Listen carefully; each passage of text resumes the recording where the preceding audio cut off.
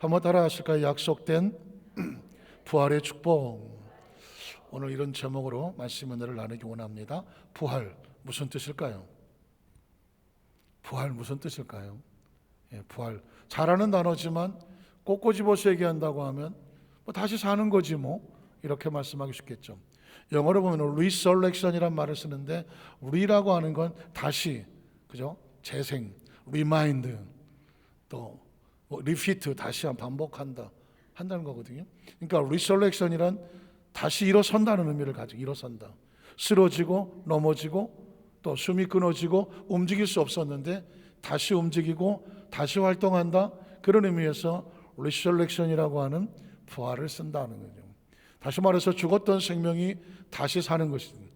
원래 없었던 생명이 다시 사는 것이 아니라 죽었던, 원래 있었던데 그 생명이 다시 살아나는 것이 뭐다? 부활이다.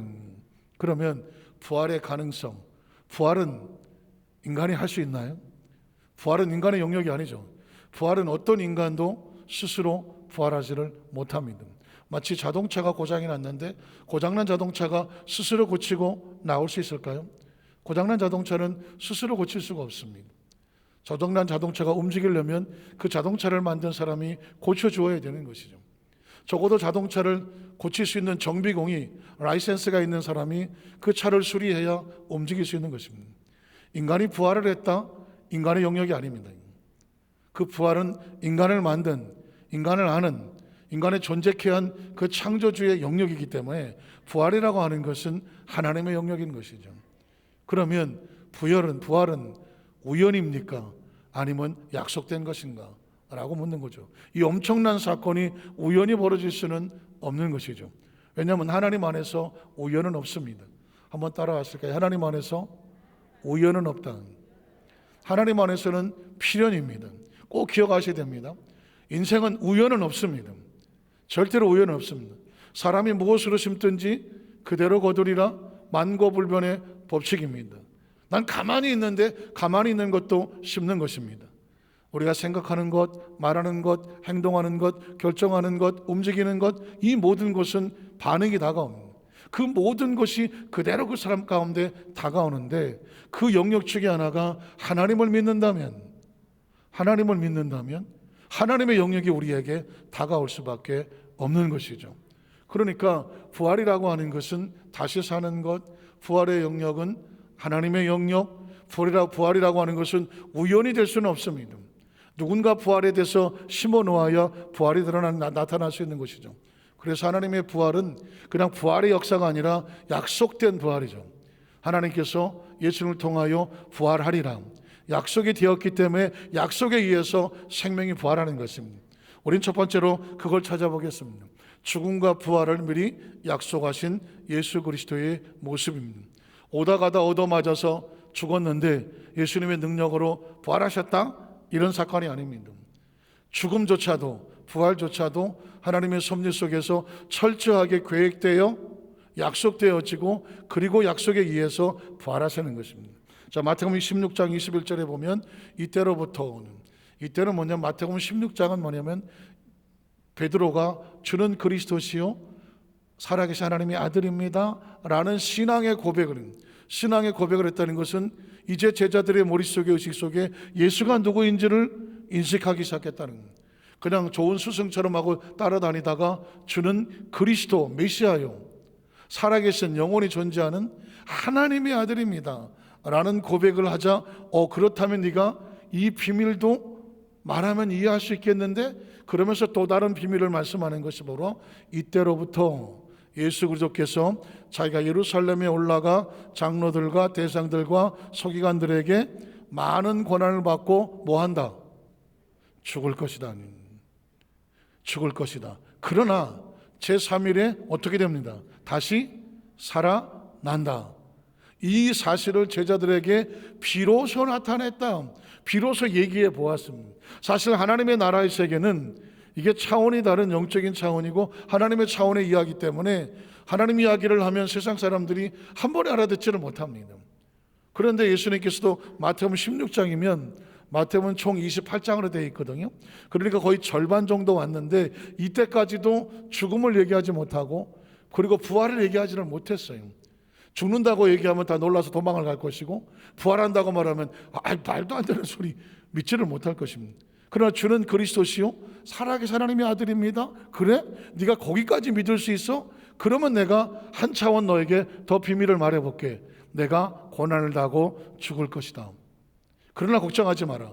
나는 다시, 세 사람밖에 안 하는데, 그러나 나는 다시 살아날 것이다. 크리스천의 영역은 죽음에서 끝나지 않아요. 모든 사람이 죽는 건 다 알아. 그러나 크리스천의 영역은 또 하나의 차원이 있어요. 다시 살아날 것이다. 이걸 믿는 것이 예수님의 차원, 크리스천의 차원이 되는 것이거든요. 자, 그런데 예수님은 이걸로 끝나지 않아요. 또 말씀하셔요. 마태복음 17장 22절로 23절에 보면 갈릴리에 모일 때 예수께서 제자들에게 이르시되, 다른 얘기 꽤 많은데 아까 16장에 했잖아요. 17장에 또 말씀하시되, 인자가 장차 사람들의 손에 넘겨져 어떻게 된다? 죽임을 당할 것이다. 그러나 걱정하지 마라. 제3일에 살아나리라. 여기서 죽는다는 소리에 초점을 맞추면 근심이 다가옵니다. 그러나 살아난다는 소리에 마음에 초점 맞추면 뭐가 될까요? 안심이 생기죠. 똑같은 말씀이라도 사람들의 초점이 어디냐가 중요하죠. 그런데 제자들의 반응을 보니까 제자들이 안심합니까? 근심합니까? 근심을 합니다. 그러면 죽음을 바라봤습니까? 다시 사는 걸 바라봤습니까? 죽음을 바라봤죠. 오늘날도 마찬가지입니다. 크리스찬이지만 안 되는 것을 바라보고 못 되는 것을 바라보고 죽음을 바라보면 모두가 절망입니다. 그러나 성경은 죽음으로 끝나지 않습니다. 예수님께서 이 부활절을 맞이해 외치시는 것은 뭐냐면, 그러나 다시 뭐하리라? 살아나리라. 믿으십니까? 이것을 믿는 자는 근심하지 아니하고 다시 기뻐하게 되리라. 자, 두 번을 말씀했는데 마태복음 20장 17절로 19절에 보면 세 번째도 이야기를 하십니다. 보라, 우리가 예루살렘으로 올라가노니 인자가 대상들과 서기관들에게 넘겨짐에, 강제로 넘겨짐에 그들이 죽이기로 결의하고 이방인들에게 넘겨줘 그를 조롱하며 채찍질하며 십자가에 어떻게 못 박게, 십자가에 못 박으면 죽을 수밖에 없는 거죠. 죽을 것이다라고 말했습니다. 그러나 죽을 것이나 이 나 하나가 운명을 바꾸는 것이죠. 영어로 말하면 but 하잖아요. 그러나, 한번 따라 하시게. 그러나 세상은 여기서 끝이 나지만 그러나 그리스도에게는 새로운 옵션이 하나 있어요. 새로운 선택이 하나 있습니다. 그러나 다시 제3일에 살아나리라. 그리스도의 삶을 살아가다가 여기서 고통을 당하고 어려움을 당하고 여기가 끝인가, 이거 어떡하지, 사방이 막힌다고 할지라도 부활을 기억한 사람은 절망하지 마라, 낙심하지 마라. 그러나 다시 살아나리라. 이게 믿어지는 사람이 크리스찬이거든요. 제3일에 살아나리라. 그럼 여기서 끝났을까요? 예수님은 또 한 번의 약속을 합니다. 마태복음 26장 31절로 32절에 보면 그때 예수께서 제자들에게 이르시되, 오늘 밤에 너희가 다 나를 버릴 것이다. 기록된 바, 구약에 기록된 바, 내가 목자를 치리니 양의 떼가 흩어지리라 하였느니라. 흩어질 때가 다가온 겁니다. 그러나, 그래서 내가 십자가에 못 박게 됐지만, 그러나 아까 그랬죠. 그러나 내가 뭐하리라? 살아난 후에. 벌써 네 번째 얘기하시는 거예요. 죽게 될 것이지만 그러나 다시 살아날 것이다. 예수님은 죽음과 부활을 네 번이나 약속을 하셨습니다. 그러다시 살아난 후에 너희보다 먼저 갈릴리로 갈 것이다. 2022년 부활주일을 맞은 우리 여의도 만사교회 성도들은 부활주일은 주일이나 예식이 아니다. 프랭카드가 붙고 교구별로 축하 화분이 있고 특별 찬양을 하고 여러분 이따가 계란도 나눠드리고 부활절 또 책자가 또 이렇게 나가고 하겠지만 이게 진정한 의미는 아니에요. 진정한 의미는 뭐냐면 하나님의 사람은 죽음조차 속에서도 그 절망 속에서도 일어나 살아나리라 하는 거죠. 그게 부활의 메시지예요. 인생의 삶을 살아보면 별일을 다 겪게 될 것입니다. 고난과 죽음과 같은 고통을 겪게 될 것이라도 크리스찬에겐 뭐가 있다? 그러나 기다려봐라. 하나님의 약속은 그곳에서 다시 뭐 할 수 있다? 살아날 수 있다는 것입니다. 저도 이번 주간에 특별 새벽기를 하고 그런데 여러 가지 좀 힘든 일이 좀 개인적으로 있었습니다. 저희 어머니 이제 80도 훨씬 넘으셔서 연만하셔서 어쩌다 모르게 부딪혀갖고 또 어깨가 또 뭐 골절상이 있는데 연세가 드시면 골절이 아니라 막 부서지고 막 이러잖아요. 그래서 그냥 대수술을 받으시고 병원에 좀 이제 회복 중에 있었는데 갑자기 목요일 저녁에 전화가 이제 병원에서 온 거예요. 아니 그 병원에서 혼자 또 코로나를 걸리셨다네. 아니 의료진도 안 걸리고 다른 사람 아무도 안 걸렸는데 세상에 혼자 걸리는 코로나도 있나? 혼자 걸렸대. 어떻게 그럴 수가 있냐. 병원에 책임져라 했더니 자기들은 모른대. 그러니까 어떻게 방침에 따라서 빨리 집으로 모시고 가라. 아니 집으로 모시고 가면 어디로 모시러 가 이거. 코로나 환자라 그래 누가 간병인이 오기를 하겠어. 집에 돌볼 사람이 있고 어떻게 옮기고 그 다음에 어떻게 지낼지 막막한 거예요. 그래서 제가 금요 새벽 예를 마치고 새벽같이 올라가고 이제 동생들하고 만나서 과연 이 문제를 어떻게 해결할 것이냐, 언제 옮길 것이며 어디로 옮길 것이며 그 다음엔 어떻게 할 것이냐. 이게 상황이 확실하지가 않으니까 뭐 한 놈은 이러자 한 놈은 저러자 뭐 아주 복잡한 막 머리에 막 돌덩이를 올려놓은 것 같더라고. 다른 것도 아니고 낳아주고 길러준 어머니 문제니까 이걸 어떻게 하는 게 가장 최선일까 막 머리가 아프더라고요. 근데 참 하나님의 은혜로 그러나가 있더라고. 그러나 아니 보건소 직원이 알지도 모르는 사람이 중간에 어떻게 연결이 돼갖고 상황을 보더니 가장 좋은 전담 병원으로 저희가 움직여서 모셔가서 거기서 다 치료받게 하고 다시 모시고 올 테니까 염려하지 마시라. 나 그 사람 얼굴도 모르는데 그래갖고는 잘 모시고 가갖고 지금 잘 치료 중에 있는데 자식이니까 걱정이 되잖아요. 어떻게 지내시기는 괜찮으시 했더니 너무 좋대. 이건 또 웬일이야 이건 또. 아니 코로나 전담병 가면 그때 막 비닐을 뒤집어 씌우고 막 뭐 산소키 차고 뭐 내일 모레 죽는 거 아니야 막 겁을 하도 주위에서 줬는데 알고 보니까 가보니까 어머니 말씀은 너무 좋대. 햇볕 따뜻한 창가에다가 이렇게 놓으셔갖고 진짜 목소리도 밝고 먼저 있던 병원에서는 잠도 막 제대로 못 잤는데 그 잠도 잘 주무신대. 아니 뭔 세상에나 또 코로나 걸려서 전담병원 갔는데 다 걱정했더니 거기가 더 좋다고 또 오래 계시려고 그러네 또 이거. 이거 참. 그래서 이게 상황이 모르는 거예요. 그러나가 있더만 저희 집사람은 지금 아산에 고아원 원장을 하는데 김세 총장님께서 이사장으로 계셨다가 천국 가시고 하는 지금 그 고아원을 이끌고 가는데 최근에 또 여러 가지 또 복잡한 문제가 많이 생겨서 고민을 하더라고. 이거 어떡하지? 그런데 그 바람에 법인에서 같이 연결이 되고 해결하는 바람에 그 문제가 해결될 수 있는 길이 열렸어. 그 바람에 이런 문제를 어떻게 해결하는지를 더 잘 알게 돼갖고 이렇게 하면 되네. 그러니까 크리스찬들은 문제를 만날 수가 있으나 뭐가 있다? 그러나가 있는 거예요. 더 재밌는 얘기를 하시면 고난 주간에 왜 한꺼번에 막 일이 겹쳐.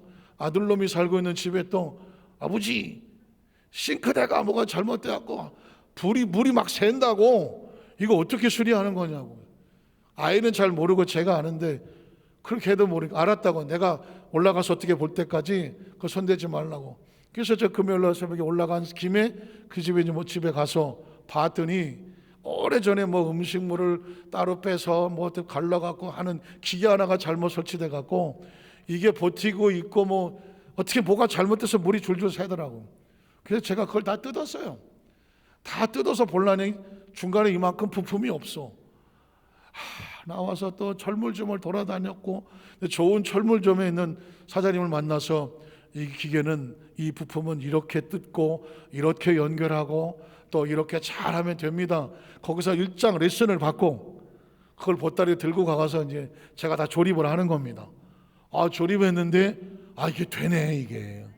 그래갖고는 어디 갔어? 싹 고쳐갖고 그냥 물이 하나도 안 새도록 만들어놨는데 제가 깨달은 게 뭐냐면 그전에는 제가 이 고장이 나기 전까지는 이게 어떻게 해서 붙어있는지도 몰랐어. 그런데 제가 이 과정을 겪으면서 하고 나니까 이거 일당 20만 원은 받아야 되겠다. 하여튼간에 땀을 뻘뻘 흘리면서 고쳐놨어.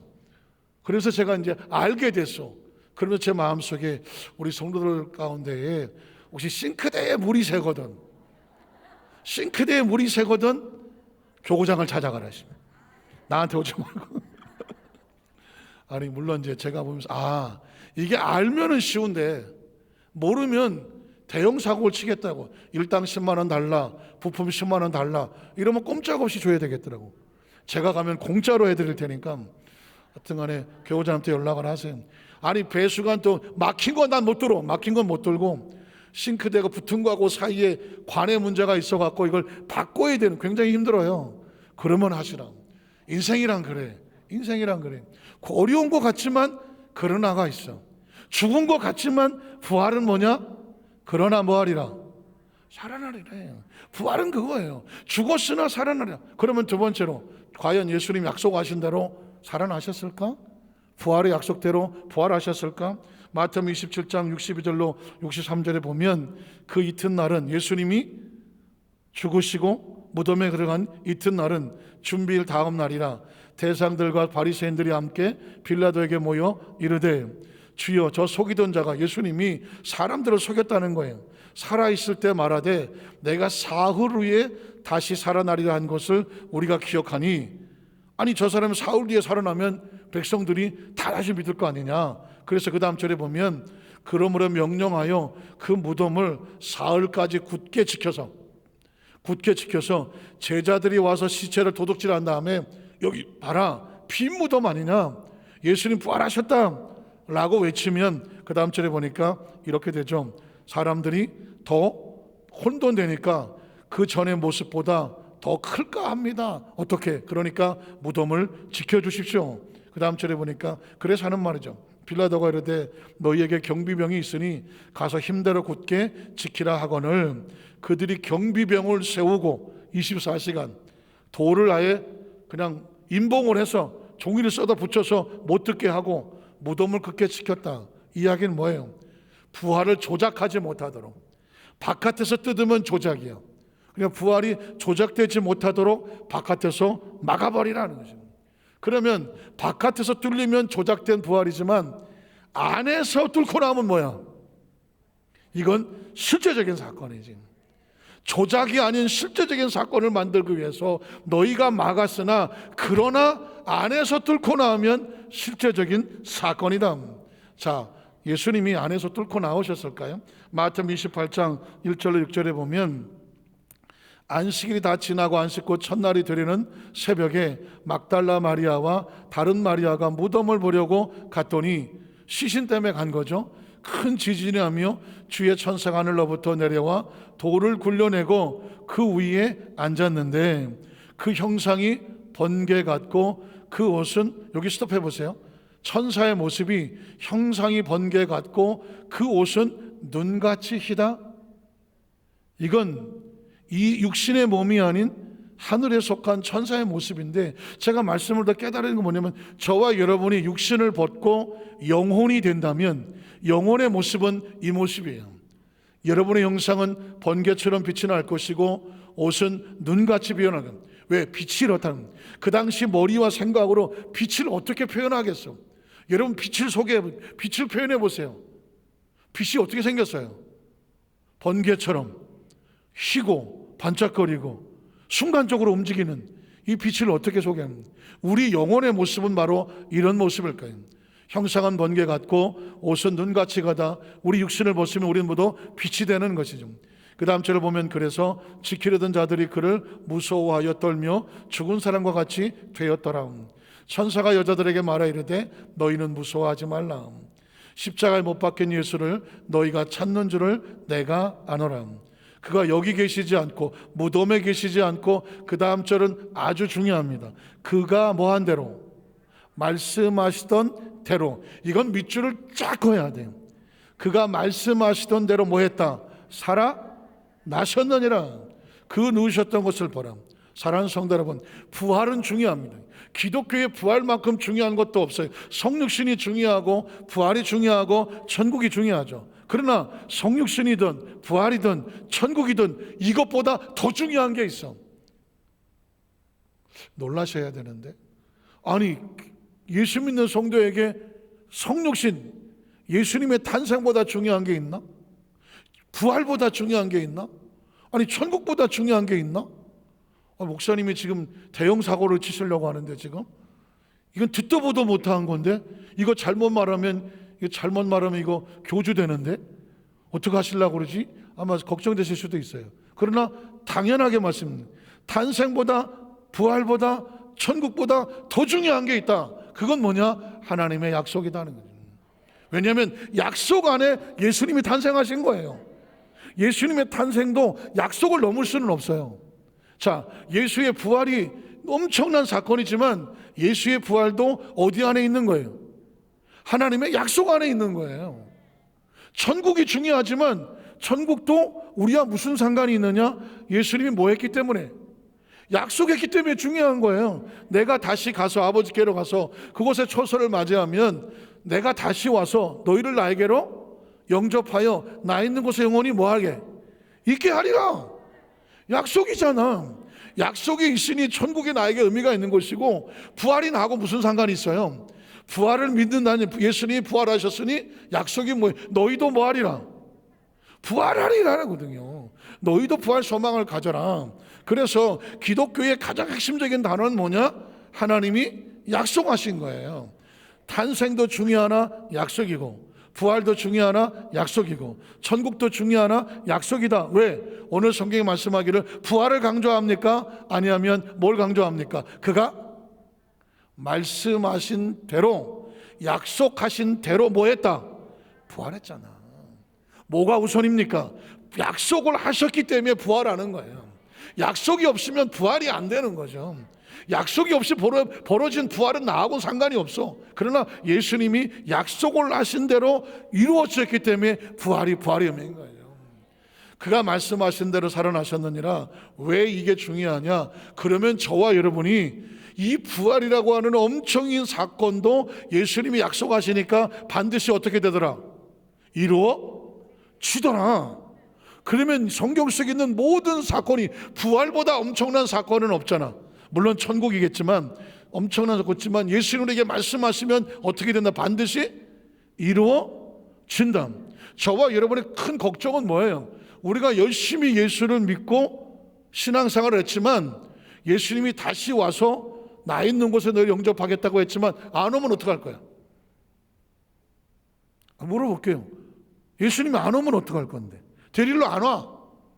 나 요즘 조금 바쁘니까 못 간다. 이러면 어떡할 거야? 여러분 열심히 예수를 믿었는데 안 데리러 와? 어떡하려고 그래? 어떡할 거냐고 생각할 시간 드려? 성경은 우리에게 하나님의 주시는 이 성경의 핵심은 뭐냐? 그가 약속하면 반드시 이루어진다는 거예요. 우린 그걸 믿는 거예요. 성경에 있는 내용을 다 우리가 다 어떻게 알겠어? 창세기부터 계시록까지는 다 하나님의 약속이거든. 그걸 언제 다 기억을 다 아느냐고. 한 가지만 기억하면 돼. 하나님이 약속하시면 반드시 이루어진다.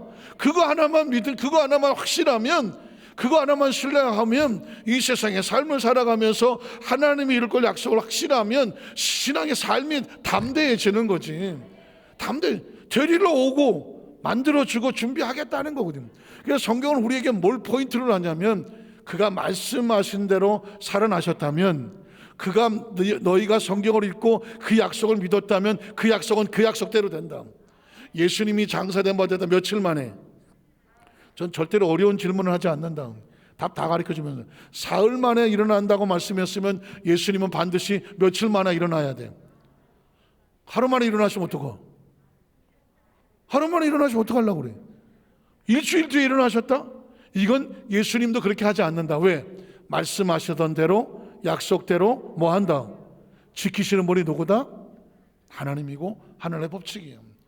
이 구절 하나가 저와 여러분 2022년 부활주일에 모든 신앙의 패턴을 바꿔놔야 돼. 하나님이 약속하시면 반드시 그대로 이루어진다. 그러면 성경을 봐야지. 성경은 바이블이라고 쓰고 테스터멘트라고 읽는다. 하나님의 말씀이라고 쓰고 하나님의 약속이라고 읽는다. 성경을 읽으면 뭘 읽는 것이냐? 하나님의 약속을 찾는 것이다. 그 약속을 붙잡고 기도하고 믿고 나가면 그 하나님은 우리를 봐서가 아니라 뭐대로 약속하는 거예요. 약속대로 이루시는 분이. 오늘 부활을 미루고 싶어도 미룰 수가 없다. 왜? 뭐 하셨기 때문에? 약속하셨기 때문에. 아무리 바빠도 사흘 안에는 일어나야 된다. 자, 와서 그가 누우셨던 곳을 보라. 성경은 계속해서 이어집니다. 7절로 10절에 보면 또 빨리 가서 그의 제자에 이르시되 그가 죽은 자 가운데서 뭐 하셨고 살아나셨고 너희보다 먼저 갈릴리로 가시나니 거기서 너희가 배우리라 하라. 보라, 내가 너에게 일렀느니라. 그 전에 갈릴리로 가서 만나자고 말씀을 해놓았다는 것이죠. 하거늘 그 다음 절에 보면 그 여자들이 무서움과 큰 기쁨으로 빨리 무덤을 떠나 제자들에게 알리려고 다름질할세. 예수께서 그들을 만나 이르시되 평안하냐 하시거늘 여자들이 나가 그 발을 붙잡고 경배하니 이 예수께서 이르시되 무서워하지 말라. 가서 내 형제들에게를 갈릴리로 가라 하라. 이 얘기는 뭐냐? 예수님께서 미리 약속해 놓았기 때문에 약속의 장소에서 만나자. 누가복음 24장 1절로 6절에 보면 계명을 따라 안식일에 쉬더라. 안식 후 첫날 새벽에 이 여자들이 준비한 양품을 가지고 무덤에 가서 돌이 무덤에 굴려져 옮겨진 것을 보고 들어가니 주 예수의 시체가 보이지 아니하더라. 이로 인하여 근심하죠. 아니, 무덤에 시신이 없어졌다는 것은 그 남은 유가족들에게는 충격적인 사건이잖아요. 어떡하지? 그때 문득 찬란한 옷을, 아까 떴죠, 번개 같고 흰 옷, 천사의 모습을 그렇게밖에 표현이 안 되는 거죠. 옷을 입은 두 사람이 곁에 섰느니라. 여자들이 두려워 얼굴을 땅에 대니 두 사람이 이르되 어찌하여 살아있는 자를 죽은 자 가운데서 찾느냐? 여기 계시지 않고 살아나셨느니라. 갈릴리에 계실 때, 여기도 밑줄이 필요합니다. 너희에게 어떻게 말씀하셨는지를 기억하는. 부활의 사건도 충격적이고 놀라운 일이지만 이 사건이 이루어지기 전에 먼저 예수님이 뭐 하셨다? 말씀하시고 약속하셨기 때문에 너희가 그 약속의 말씀을 믿고 의지하면 믿고 의지하는 약속은 현실에 나타난다는 거죠. 그래서 여러분, 신앙생활은 우리는 무엇을 믿느냐 하면 하나님의 약속을 믿는 거고요. 설교는 뭐냐? 하나님의 약속이 선포가 되는 거고요. 그 말씀을 듣고 우리가 아멘 하는 것은 뭐냐? 약속대로 이루어지는 것을 믿습니다 하는 거고요. 기도할 때 우리는 뭘 믿고 기도하느냐 하면 하나님의 약속을 붙잡고 기도하는 것이거든요. 여러분이 봉사하고 헌신하고 주의를 한다면 다 하나님의 약속이 있기 때문에 움직이는 거예요. 그리고 마지막 세 번째로 예수님은 부활에 약속된 성도들에게 축복을 또 약속해 놓았습니다. 이 부활은 약속인데 이걸 믿을 수 있다면 이런 축복이 따른다고 말했습니다. 마태복음 28장 16절로 20절에 보면 11 제자가 갈릴리에 가서 예수께서 지시하신 산에 이르러 예수를 배웠고 경배하나 아직도 의심하는 사람들이 있더라. 여러분, 성경에 사복음서가 있죠. 마태, 마가, 누가, 요한이 있는데 공교롭게도 사복음서의 마지막 장에 가면 예수님의 부활을 믿는 사람과 믿지 않는 사람으로 갈라집니다. 그러니까 신앙생활의 마지막 관문은 뭐냐? 부활을 믿느냐 믿지 못하느냐. 어떤 사람은 예수를 믿어도 부활을 못 믿어. 부활은 4대 성인으로, 예수님은 4대 성인으로 믿지만 죽은 사람이 어떻게 살아나겠어? 그 자체는 믿지 않아. 그러니까 신앙의 마지막 관문은 뭐냐? 부활을 믿어야 돼요. 부활을 믿으시면 아멘 하시기 바랍니다. 복음서의 마지막 관문에 보니까 예수님을 눈앞에 두고도 어떻게 아직도 의심하는 사람들이 있더라. 부활을 왜 믿어야 되느냐? 부활은 부활 사건 자체가 중요하지 않다. 부활을 못 믿는다는 건 뭘 못 믿는 거예요? 예수님의 약속을 못 믿는 거지. 부활도 약속됐는데 약속을 못 믿는다는 얘기는 부활을 온전히, 예수님을 온전히 못 믿는다는 거지. 그러니까 예수를 정확히 믿으려면 그분의 약속을 믿어야 되고, 약속을 믿는다면 뭐를 믿어야 돼요? 부활을 믿어야지. 내가 예수를 믿는다는 온전한 신앙의 고백은 뭐냐? 부활이 믿어지는 거죠. 부활이. 그러나 안타깝게도 예수님과의 마지막 순간에 아직도 의심하는 사람, 약속을 믿지 못하는 사람, 예수를 구주로 온전히 믿지 못하는 사람이 있었더라. 그래서 그 다음 절에 보면 예수께서 나와 말씀하여 이르시되 하늘과 땅의 모든 권세를 내게 주셨으니 그러므로 너희는 가서, 너희는 뭐예요? 믿는 자들이죠. 부활을 믿는 자들은 가서 모든 민족을 제자로 삼아 아버지, 아들과 성령의 이름으로 침례를 베풀고 내가 너에게 분부한 모든 것을 가르쳐 지키게 하라. 볼지어다 내가 세상 끝날까지 너희와 항상 함께 있으리라 하시니라. 이 말씀은 그냥 읽으면 절대로 안 되는 거예요.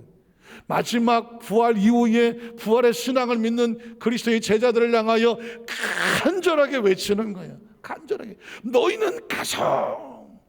아까 성가대에서 그거 하고 싶었는데 뭐가 잘 안 돼갖고 열심히 연습했을 텐데, 너희는 가서 모든 민족들을 제자로 삼아서 아버지, 아들과 성령의 이름으로 침례를 주고 내가 너희에게 가르쳤던 그 모든 것들을 그들로 가르쳐서 뭐 삼아라? 제자 삼아라는 거죠. 그러니까 이 마지막 구절은 절절해야 돼. 절절해야 돼. 여러분, 마가복음 16장 14절 18절 보면 마가복음 16장이 마지막 절이에요. 마지막 절에 예수님의 마지막 하시는 말씀이에요. 그냥 최후의 말씀 중에 최후의 말씀이에요. 그 11 제자가 음식 먹을 때 예수께서 그들에게 나타나서 그들의 역시 뭐예요? 믿음이 없다는 얘기는 부활을 믿지 못한다는 것, 부활을 믿지 못하면 예수님의 약속을 믿지 않는다는 것, 약속을 믿지 않는다는 얘기는 예수를 온전히 믿지 못하는, 믿음 없는 것과 마음이 완악한 것, 완악하기 때문에 믿지 못하죠. 꾸짖었다. 그 약속을 믿지 못하면 책망의 대상이 되고, 하나님의 축복과 은혜는 누구에게 임하느냐? 약속을 믿는 자에게. 이는 자기가 살아나는 것을 본 자들의 말을 믿지 아니함일러라. 또 이르시되, 그래서 예수님의 최후의 고백, 너희는 온 천에 다니며 만민에게 복음을 전파해라. 절규예요, 절규. 믿고 침례를 받는 사람은 구원을 얻을 것이요, 약속이잖아. 이 구원의 약속을 믿지 않는 사람은 자동으로 어떻게 정죄를 받을 수밖에 없다. 부활을 믿고 약속을 믿는 자에게는 자동으로 이런 표적이 따르게 되니 곧 그들이 내 이름으로 귀신을 쫓아내며 세방언을 말하며 뱀을 집어 올리며 무슨 독을 마시는 애를 받지 아니하며 병든 사람에게 손 얹은 즉 나으리라. 이건 믿어줘야 돼. 그래서 자꾸 손을 얹고 기도해야 돼. 주님의 약속의 말씀에 따라 손을 얹고 기도합니다. 이건 뭐 손 얹는 사람의 능력이 아니야. 약속이 그래, 약속이. 내 이름으로 손을 얹으면 나으리라. 누가복음 24장 44절로 49절에도 역시 누가복음의 마지막 절에 말하는 겁니다. 또 이르시되 내가 너희와 함께 있을 때 너희에게 말한 바 곧 모세의 율법과 선지자의 글과 시편, 구약이죠. 구약의 나를 가리켜 기록된 모든 것이 예수 그리스도로 말미암아 이루어져리라 한 말이 이것이다 하시고, 이에 그들의 마음을 열어 성경을 깨닫는 게 뭐예요? 성경에서 뭘 깨닫습니까? 하나님의 약속이죠. 약속을 발견하고 약속을 깨달아지면 뭐가 생기냐? 담대한 믿음이 생기거든요. 그 다음 절은 그래서 또 이르시되 이같이 그리스도가 고난을 받고 제3일에 죽은 자 가운데 살아날 것과 또 그의 이름으로 죄사함을 받게 하는 회개가 예루살렘에 시작하여 모든 족속에 전파될 것이 기록되었으니 너희가 이 모든 일에 뭐예요? 증인이야. 예수의 죽음을 봤잖아. 그의 부활을 봤잖아. 그러니 어떻게 그의 죽음과 부활을 봤다면 약속이 이루어지는 걸 봤잖아. 그 약속이 이루어지는 걸 봤다면 너희가 나가서 예수님 말씀한 약속은 반드시 이루어진다. 가서 뭐해라? 증언하고 외쳐라. 그게 전도하는 거고 그게 선교하는 거거든요. 그러면 그에게 약속된 게 있어요. 49절에 보면 볼지어다 내가 내 아버지께서 약속하신 거지. 예수님은 약속하시는 분이에요. 뭘 보냅니까? 약속을 너희가 보내리니 누굴 보내죠? 성령을 보내는 거거든. 성령은 무슨 영이다? 약속의 영이거든. 한번 따라, 성령은 약속의 영이다. 예수 그리스도의 약속을 붙잡고 성령 받기를 사모하면 성령이 우리에게 주시는 거예요. 아유, 내가 1970년대에 누가 이 성령을 약속의 영이라고 좀 말 좀 해주지. 저 성령 받는데 7년 걸렸어. 어떤 사람은 막 예수 믿자마자 성령 받는 사람도 있는데, 아니 성령을 약속의 영인 줄 몰랐어 나는. 그래서 기도하면 성령 받는 줄 알고, 뭐 그런 얘기 들어보셨습니까? 성령 받으려면 저 삼각산에 가서 소나무 뿌리 2개는 뽑아야 된다고. 그리고 애매한 나무 뿌리만 붙잡고 늘어졌지. 이게 2개가 뿌리면은 성령을 받을 거 아니에요. 성령은 그렇게 받는 게 아니야. 성령은 약속된 성령이니 약속된 약속을 믿으면 성령은 약속대로 임하는 줄로 믿습니다. 너희는 위로부터 능력으로 입혀질 때까지 이 성에 머물러라. 자, 마태, 마가, 누가가 그랬어. 요한복음은 마지막에 뭐라고 말할까요? 20장 19절 이하에 보니까 이날 곧 안식구 첫날 저녁 때에 제자들이 유대인들을 두려워하여 모인 곳에 문들을 닫았더니 부활의 약속을 모르면 두려워하죠. 예수께서 오사 가운데 서서 이르시되 너희에게 뭐가 있을지어다 평강이 있을. 부활을 믿으면 마음에 뭐가 생기냐? 평강이 있을지어다. 이 말씀을 하시고 손과 옆구리를 보이시니 제자들이 주를 보고 비로소 기뻐하더라. 예수께서 이르되 너희에게 평강이 있을지어다. 아버지께 나를 보내신 것 같이 나도 너희를 보내노라. 부활의 주님이 그의 제자들에게 하시고 싶은 메시지야. 아버지가 나를 보내서 내가 왔어. 이제는 내가 너희를 뭐한다? 보낸다. 예수님의 구주를 믿으십니까? 예수님의 부활을 믿으십니까? 부활의 복음을 믿는 사람에게는 주시는 사명이 있어. 네가 본 부활의 은혜를 나가서 뭐하는 자가 되라? 전하는 자가 되라. 이 열망에 붙잡히라고만 보내는 것이 나도 너희를 보내노라. 이 말씀을 하시고 그들을 향하여서 숨을 내쉬며 이르시되 뭘 받아라? 성령을 받으라. 성령이 내 안에 들어오셔 나를 꿈꾸게 하시고 춤추게 하시고 흥분하게 하시고 뜨거워지게 하시는. 전 여러분에게 묻습니다. 말씀을 정리하면서 이 부활절을 맞이하여서 어떤 생각이 드셨습니까? 예수님의 부활을 생각하면서 마음이 뜨겁습니까? 심령이 뜨겁습니까? 뭔가 우리 속에 넘쳐나는 그 은혜와 기쁨이 있으십니까? 1973년도 4년도 조금 더 됐었는데 기억이 좀 가물가물한데 정말 대한민국 아니 적어도 이 동남아시아 이 동양권에는 엄청나게 강타한 영화 하나가 등장을 했습니다. 그 영화는 뭐냐면 이소룡이라고 하는 영어로 브루스리라고 하는 홍콩의 무협 영화 하나가 혜성같이 등장을 한 것입니다. 우리 여성 동지들도 혹시 이소룡 아십니까? 죄송합니다. 너무 어려운 질문을 한 건데 나는 이소룡을 안다. 아이고 다 아시네. 여성 동지가 알 것 같으면 남성 동지들은 통말할 것도 없어. 그 전까지는 왕유라고 하는 외파리 검객께서 칼을 가지고 유리하게 쓰는 그런 중국 영화가 대부분이었는데 어느 날 스카라 각정에서 정무문이라고 하는 영화가 새롭게 개봉을 섰는데 이건 듣도 보도 못한 새로운 무술이 나타나는 거예요. 뭐 우통을 까디짓고 엄청난 근육을 가지고 아주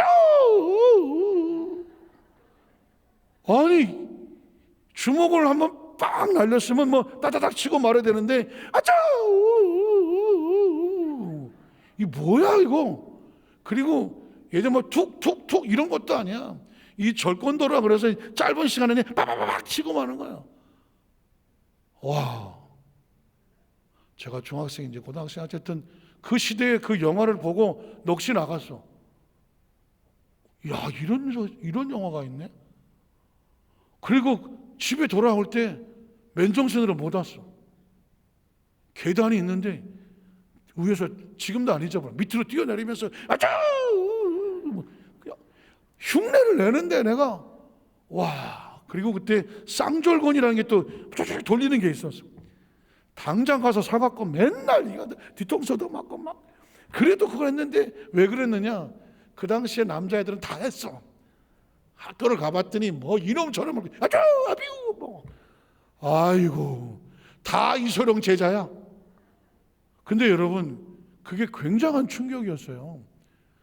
지금도 저는 이제 족구라는 운동을 하는데 지금 이 나이에 제 딴에는 그게 날라차기야.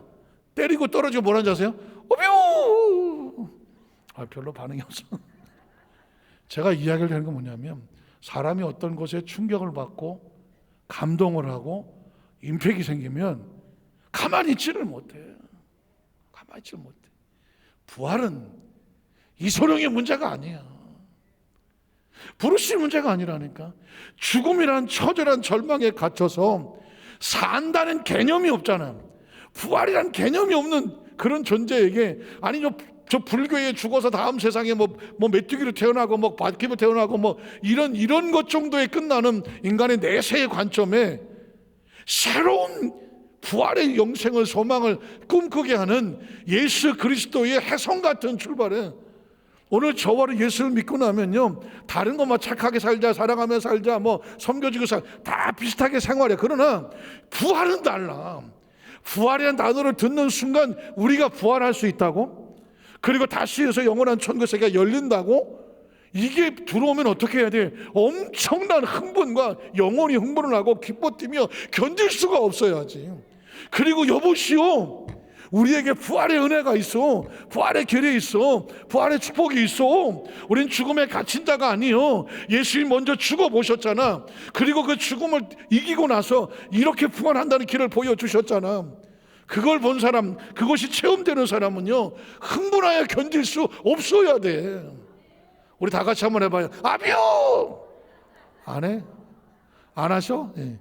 아니, 내 그 어린 나이에 그 엄청난 충격이 있어갖고, 나 그 저 노란 추리닝에 옆에 옆줄 친구 쫄쫄이 추리닝 입고 이 가방에 쌍절곤 막 돌리던 시대가 있었는데, 머리도 이렇게 길러갖고 이렇게 이소룡 머리하고 뭐 다 옛날 얘기지만, 여러분, 부활은 엄청난 충격이어야 돼요. 엄청난 감동이어야 돼. 그리스도 안에 부활의 감동이 없다? 부활을 느끼지 못한다? 어디 가서 부활을 말하지 못한다? 그러면 그 부활은 의미 없어. 기독교의 가장 마지막 최고의 진수와 절정의 마지막 관문은 뭐냐? 부활의 신앙에 흥분하고 떨며 감격과 감사해서 죽음을 두려워하지 않는 거예요. 그게 바로 부활 신앙이어야 돼요. 우리 어디서 만날교회 성도들 가슴속에 부활절에 뭐 계란, 뭐 부활절에 꽃, 부활절에 프랭카드, 부활절에 칸타타, 의식과 예식은 절대로 아니다. 이걸 뛰어넘는 내 속에 생명이 막 솟구쳐서 어쩔 줄 알게 모르게 만드는 거룩한 흥분에 끌려 사는 것, 이게 바로 부활신앙이다. 그 축복의 주인공 되시길 주 이름으로 축원합니다. 기도합니다. 하나님 아버지 감사합니다.